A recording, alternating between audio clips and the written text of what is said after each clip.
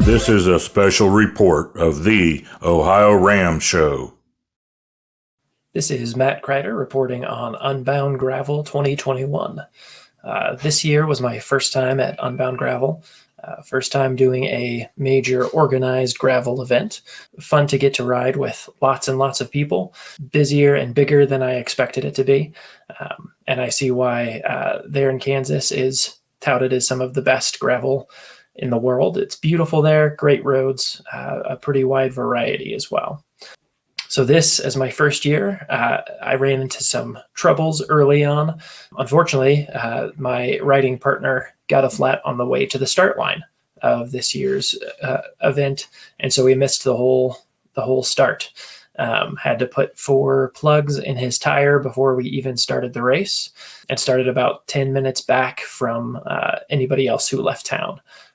So not off to the best start, but we got moving along and cruising out of town. And then pretty early on, probably about 5 miles in, trying to catch up and get moving fast for the morning, I took a corner too fast and laid my bike down and had a crash. Relatively unhurt from that. I got some scrapes and some bruises, but the major thing that happened there was I broke my shifter lever and I broke my front brake. So for the remainder of the course, I rode single speed and without a front brake. Like I said, it was a beautiful place to ride. We were excited. Throughout the day, we never ended up really linking up with any other major groups. We did end up riding quite a bit with a woman named Megan Fisher. She was amazing, and she is an Olympian and in the Paralympics, and she only had one leg. But throughout the day, she encouraged me. Yeah, it was an inspiration and a lot of fun to get to talk to and ride with when I was able to. The middle 100 or so miles of the race were really hard. It was rougher terrain, sort of in the beginning was, and then the end. Steeper climbs, chunkier gravel, more rugged descents and stream crossings, that type of riding, which was beautiful and very high quality riding. But it was during the hottest time of the day, just feeling really burnt out, and I sort of was dragging through that section of the race. So we stopped in at the first neutral water stop, which was awesome. I had actually lost a bottle on a descent, and I hadn't noticed it until a little while later. So I was completely dry of our water, and we were able to fill up, sit in the shade for a minute, and then keep moving. And yeah, then we had the drag from that neutral water stop to the second neutral water stop. I hadn't known that there was going to be a second stop. I thought there was just going to be the one.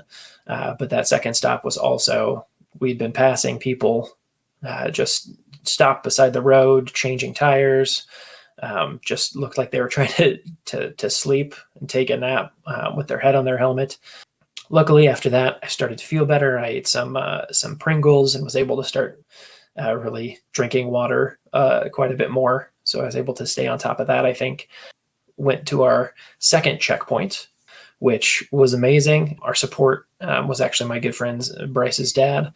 And when we got there, he had pizza and fries for us, drank some Cokes. So yeah, we rolled out and had our lights on and our battery packs and everything, so we could charge our lights on the way, so we could finish out that last 50 miles. And the last 50 miles was, it's a little bit of a blur. Very tired by then. I think that's the first time I've ridden my bike when I was just feeling like I wanted to go to sleep. We made it. We stuck close together, he and I, and we sort of chased the line of lights back to Emporia, Kansas. You could just see sort of the blinking red tail lights of all the other cyclists out on the road making their way into town, and got over that last little bump and came down the finish line, and we came across together. I ended up finishing 551st.